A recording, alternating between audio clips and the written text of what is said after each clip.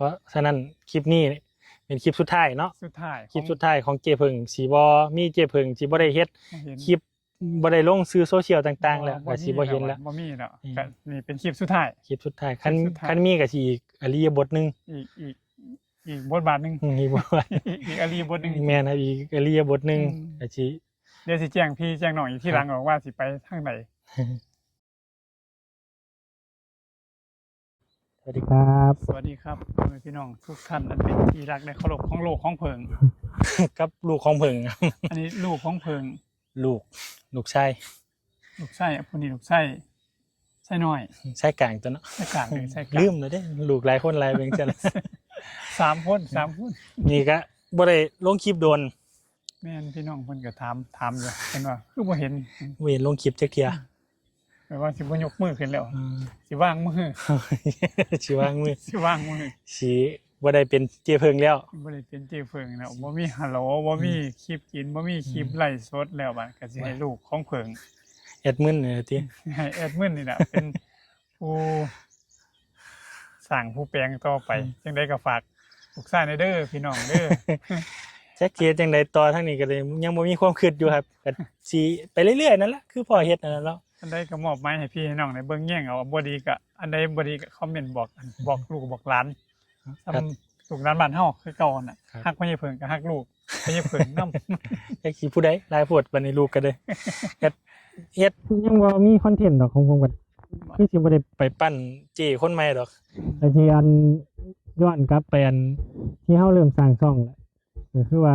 เอาไว้ให้ลูกหลานเบิ่งที่แรกก็เอาจังซั่นน่ะคิดว่าเพราะว่าแต่ก่อนบ่มีลูกพ่อนี่ก็บ่เห็นลูกหลานก็บ่เห็นลูกปู่ก็เลยมันมีอันนี้เข้ามาพอดีก็เลยเฮ็ดไว้ให้ลูกให้หลานเบิ่งก็น่าสนุกเทื่อลูกสิหายตายเสียจากยังไงก็ลูกสิหายตายเสียจากอยู่แล้วบ่หยังก็เลยให้ลูกสานต่อเพิ่นสิเฮ็ดเป็นแนวทางใดก็ฝากพี่ฝากน้องแน่ดนตรีก็บ่เป็นดอกเพิ่นบ่เล่นบ่เป็นแนวถนัดไกลต้นเติบอยู่แนวถนัดอันใดแนวใดเพิ่นก็ถนัดก็สิให้เพิ่นเฮ็ดออกมาให้พี่ให้น้องได้เบิ่ง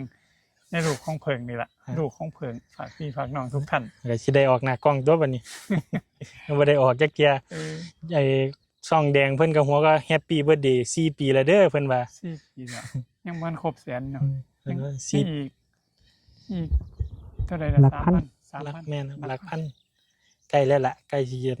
ถึงฟังฝันแล้วแต่ว่าแอปฟ้าเพิ่นก็ 200,000 กว่าล่ะแอปดำก็ 200,000 กว่าก็ไปของเพิ่นเรื่อยๆในส่วนตัวก็ 90,000 กว่าสำหรับพี่น้องผู้ที่ฮักผู้ที่คิดฮอดผู้ที่ฮักแพงพ่อใหญ่เพิงบ่เห็นแล้วบัดนี้บ่เห็นแล้วสิบ่ได้เห็นออกทางสื่อแล้วบัดช่องทางติดต่อก็บ่มีแล้วช่องทางติดต่อก็บ่มีแล้วก็ยังผมว่ายังสิอัปเดตสถานการณ์ต่อไปก็สิให้ลูกให้เต้านี่ล่ะเบิ่งมีหยังเพราะว่ามันบ่มีหยังอันนั้นแล้วว่าคิดผู้เฒ่าอยากมันฮอดว่าล่ะฮอดยามมันเบิดแฮงเบิดแฮงบ่สู้มาคักแล้วเปบ่ไหวแล้วบ่ไหวแล้วเปผู้ชายบ่ไหวแล้วสู้มาทั้งโลกสู้มาคักแล้วศึกษาทางอื่นมาเบิดแล้วบัดสิมาศึกษาใจเจ้าของว่ามันเป็นจังได๋อีหยังกันแท้ตัวของเฮานี่มันแม่นอีหยังกันแท้ซั่นนี่อันหยังเป็นของเฮาแท้ๆคิด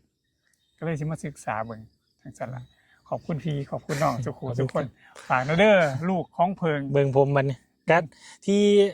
คิดไว้ก็อยากไปเว้ากับคนเห็นพ่อสัมภาษณ์เนาะไอ้คลิปที่พ่อไปสัมภาษณ์ก็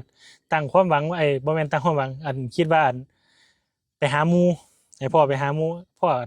ไปสัมภาษณ์ผู้นั้นหมอลำเก่าพ่อก็ลองไปหาหมู่เบิ่งติล่ะเนาะพ่อผมบอกพ่อ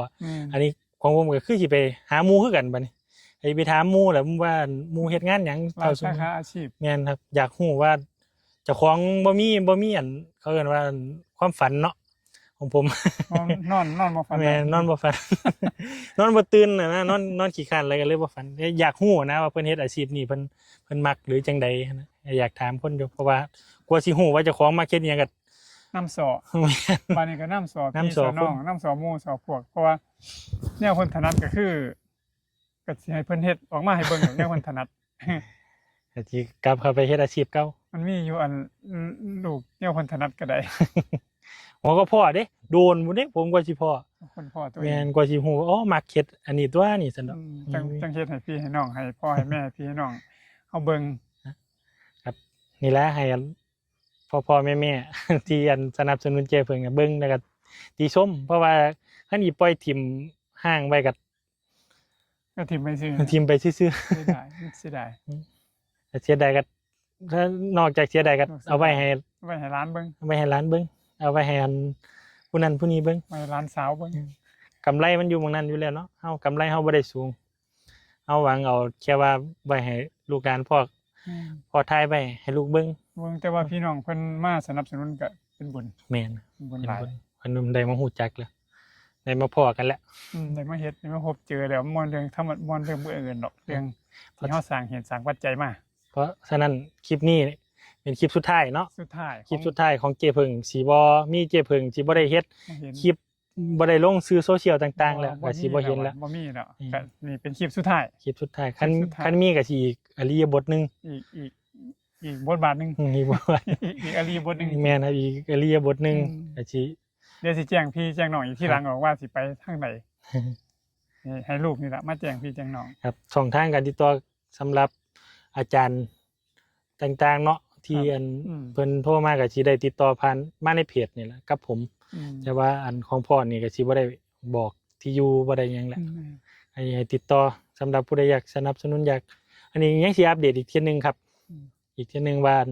สิไป พ่อเป็นจังได ไป เฮ็ด จัง ห ใด ยังอยู่ครับบ่อยากให้อันให้พ่อติดข้างกับ FC ขอบคุณพี่น้องหลายๆเด้อโดยเฉพาะผู้ซัพพอร์ตตลอดเวลา อืมหลาย อืม ผู้ฮักเจเพิงหลาย ขอบคุณหลายๆผู้ที่ให้สนับสนุนซัพพอร์ตแนวอยู่แนวกินบ่ว่าสิเป็นเสื้อผ้ามาเฮ็ดท่างนี้ก็ได้นะขอบคุณหลายๆครับอยู่ดีมีแฮงทุกคนทุกคนสำเร็จประโยชน์ทุกคนขออานิสงส์นี้ให้พี่น้องอยู่ดีมีแฮงมีความสุขเจริญทั้งทางโลกทางธรรมขอบพระคุณหลายๆครับ ๆสวัสดีครับไอ้พ่อผมแล้ววันนี้ ลูกของเพิงซ้ายเด้อบัดนี้ครับ ดูของเพิ่งเป็นตาย่านอยู่ได้หนาแต่ว่าหันใจน้อยหน่อยเลยอย่าบอกแห้งเด้อ อย่าบอกแฮงผมเตือน